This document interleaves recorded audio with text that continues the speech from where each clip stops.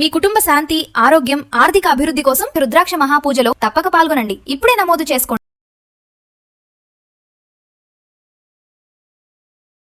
నమస్తే, welcome to Suman TV. నేను మీ కృష్ణవేణి. మంత్రము, యంత్రము, తంత్రం, వాస్తు, జ్యోతిష్యం, రత్నాలు, రుద్రాక్ష అన్నీ కూడా మానవ జీవితంలో గ్రహస్థితుల్ని ఖచ్చితంగా ప్రభావం చూపుతాయి.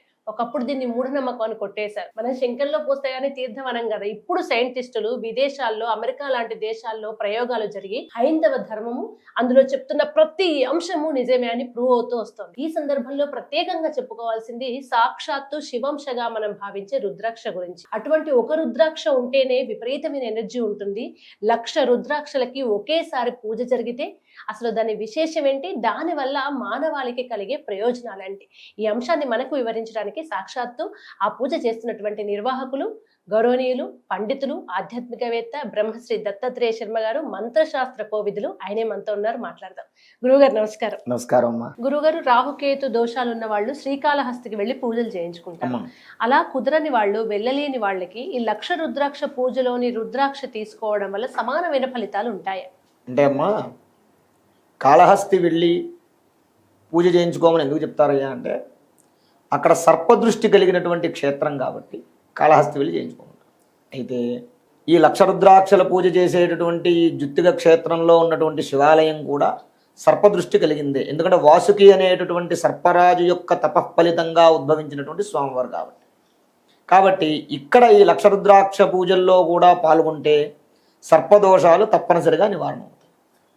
ఇంకో విషయం ఏంటయ్యా అంటే, ఈ క్షేత్రంలో స్వామివారి ఎదురుగుండానే, ఈ శివాలయం ఎదురుగుండానే, శివుడు ఎదురుగుండానే సుబ్రహ్మణ్య స్వామి శివలింగాకారంలో సర్పరూపంలో, లింగం మీద సర్పాకారంలో స్వయంభూ క్షేత్రంగా వెలిసి ఉన్నారు. భూమికి 4 అడుగుల లోపు ఉంటుంది దేవాలయం. స్వామివారు వెలిసి ఉన్నారు. ఈ ఈశ్వరుడు, పరమేశ్వరుడు రామభట్ల అప్పన్న శాస్త్రి గారని వారి కలలో కనబడి, నాకు పలానా 2 అడుగులు ముందు కరెక్ట్గా నా దృష్టికి ఎదురుగుండా లింగ రూపంలో సర్పాకారంలో సుబ్రహ్మణ్య స్వామి ఉన్నారు అంటే, తవ్వితే అక్కడ స్వామివారి యొక్క సుబ్రహ్మణ్య స్వామి స్వయంభూ క్షేత్రం అది. అక్కడ స్వామివారు వెలిసి ఉన్నారు. సుబ్రహ్మణ్య స్వామి సర్పాకారంలో ఎక్కడున్నా సరే ఈ రాహుకేతులు పూజ చేస్తే మంచి ఫలితం కలుగుతుంది. అలాగే ఈ శివలింగానికి కూడా సర్పదృష్టి ఉండడం వల్ల ఈ కాలసర్పదోషాలు, రాహుకేతువుల యొక్క ప్రభావం వల్ల కలుగుతుంది. ఈ కాలసర్పదోషాలు కానివ్వండి, సర్పశాపాలు ప్రధానంగా. అంటే మన పూర్వీకులు ఉంటారు, పుట్టల్ని తవ్వటం, ఇంట్లో కానీ ఎక్కడైనా పుట్టలు వస్తే ఆ పుట్టల్ని పాడు చేయటం, లేదా పాముల్ని కొట్టడం, వాటి వల్ల సర్పదోషాలు కలుగుతాయి. ఈ సర్పదోషాలు, సర్పశాపాలు కలిగినప్పుడు ఏమవుతుందయ్యా అంటే, డెవలప్మెంట్ అనేది ఉండదు ఫస్ట్ ప్రధానంగా. తర్వాత కుటుంబంలో వంశవృద్ధి ఉండదు, కేవలం ఆడపిల్లలే పుడతారు.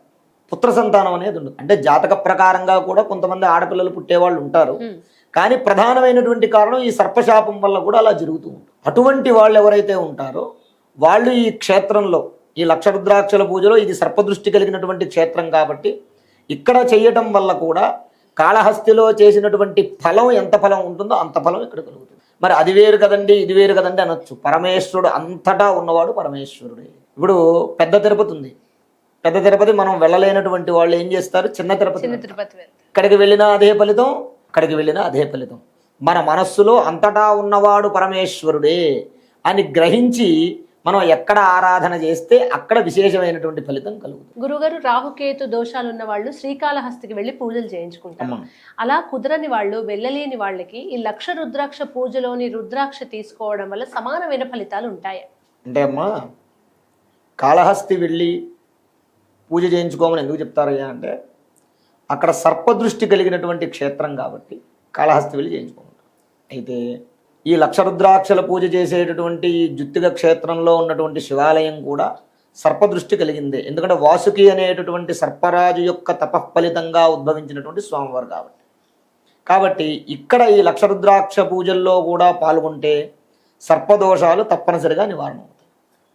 ఇంకో విషయం ఏంటయ్యా అంటే, ఈ క్షేత్రంలో స్వామివారి ఎదురుగుండానే, ఈ శివాలయం ఎదురుగుండానే, శివుడు ఎదురుగుండానే సుబ్రహ్మణ్య స్వామి శివలింగాకారంలో సర్పరూపంలో, లింగం మీద సర్పాకారంలో స్వయంభూ క్షేత్రంగా వెలిసి ఉన్నారు. భూమికి 4 అడుగుల లోపు ఉంటుంది దేవాలయం. స్వామివారు వెలిసి ఉన్నారు. ఈ ఈశ్వరుడు పరమేశ్వరుడు రామభట్ల అప్పన్న శాస్త్రి గారని వారి కలలో కనబడి నాకు పలానా ఇన్ని అడుగులు ముందు కరెక్ట్గా నా దృష్టికి ఎదురుగుండా లింగ రూపంలో సర్పాకారంలో సుబ్రహ్మణ్య స్వామి ఉన్నారు అంటే తవ్వితే అక్కడ స్వామివారి యొక్క సుబ్రహ్మణ్య స్వామి స్వయంభు క్షేత్రం అది.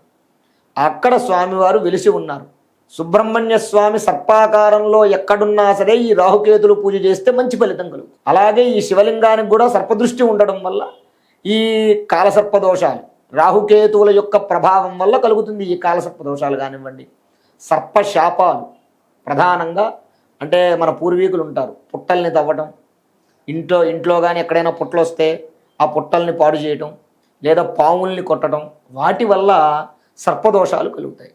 ఈ సర్పదోషాలు సర్పశాపాలు కలిగినప్పుడు ఏమవుతుందయ్యా అంటే డెవలప్మెంట్ అనేది ఉండదు ఫస్ట్ ప్రధానంగా. తర్వాత కుటుంబంలో వంశవృద్ధి ఉండదు, కేవలం ఆడపిల్లలే పుడతారు. పుత్ర సంతానం అనేది ఉండదు. అంటే జాతక ప్రకారంగా కూడా కొంతమంది ఆడపిల్లలు పుట్టేవాళ్ళు ఉంటారు, కానీ ప్రధానమైనటువంటి కారణం ఈ సర్పశాపం వల్ల కూడా అలా జరుగుతూ ఉంటుంది. అటువంటి వాళ్ళు ఎవరైతే ఉంటారో వాళ్ళు ఈ క్షేత్రంలో ఈ లక్ష రుద్రాక్షల పూజలో ఇది సర్పదృష్టి కలిగినటువంటి క్షేత్రం కాబట్టి ఇక్కడ చేయటం వల్ల కూడా కాళహస్తిలో చేసినటువంటి ఫలం ఎంత ఫలం ఉంటుందో అంత ఫలం ఇక్కడ కలుగుతుంది. మరి అది వేరు కదండి ఇది వేరు కదండి అనొచ్చు. పరమేశ్వరుడు అంతటా ఉన్నవాడు పరమేశ్వరుడే. ఇప్పుడు పెద్ద తిరుపతి ఉంది, పెద్ద తిరుపతి మనం వెళ్ళలేనటువంటి వాళ్ళు ఏం చేస్తారు, చిన్న తిరుపతి ఇక్కడికి వెళ్ళినా అదే ఫలితం, అక్కడికి వెళ్ళినా అదే ఫలితం. మన మనస్సులో అంతటా ఉన్నవాడు పరమేశ్వరుడే అని గ్రహించి మనం ఎక్కడ ఆరాధన చేస్తే అక్కడ విశేషమైనటువంటి ఫలితం కలుగుతుంది. ధన్యవాదాలు. విద్య, ఉద్యోగం, వివాహం, సంతానం, దాంపత్య సమస్యలు, ఆరోగ్య సమస్యలు, ఆర్థిక సమస్యలు, ఏ సమస్యలకైనా నివారణం కలగాలి అంటే లక్ష రుద్రాక్ష పూజల్లో పాల్గొనండి. అందరికీ శుభం కలిగి పరమేశ్వరానుగ్రహంతో ఆయుష్షు, ఆరోగ్యము, ఐశ్వర్యము, ఆనందము కలుగుతాయి. శుభం. స్వస్తి.